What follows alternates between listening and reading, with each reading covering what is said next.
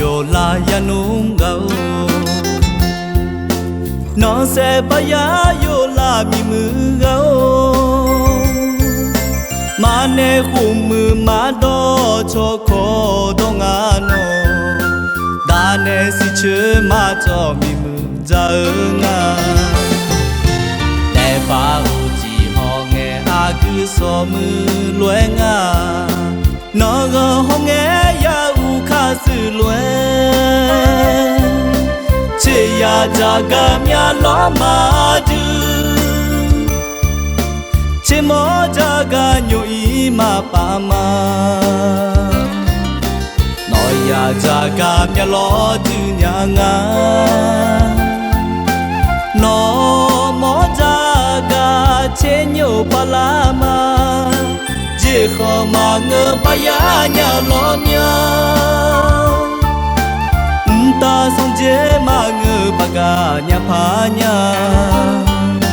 mẹ chỗ na chỗ mẹ gì na ya gao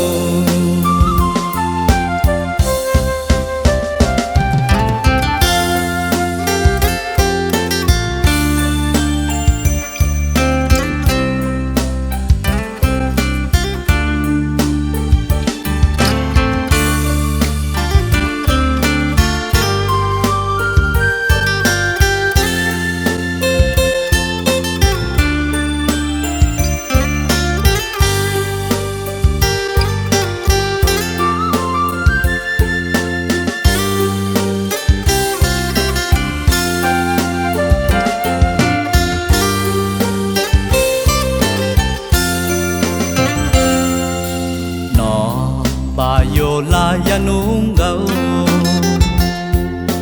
nó sẽ ba ya yo la mi mư gao mà nè khum mư mà đo cho khó đo ngà nó đã nè si chơ mà cho mi mư ra ngà để ba u chỉ họ nghe a cứ so mư luê ngà nó gò hông nghe ya u kha sư luê chê ya cha ga mya lo ma du chê mo cha ga nyo i ma pa ma nói ya cha ga mya lo tu nya nga nó mo cha ga chê nyo pa la ma dễ khó mà ngơ ba ya nhà lo nya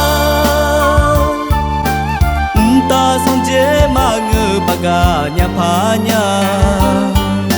mẹ chỗ na chỗ mẹ gì na ya gao mẹ chỗ na chỗ mẹ gì na ya gao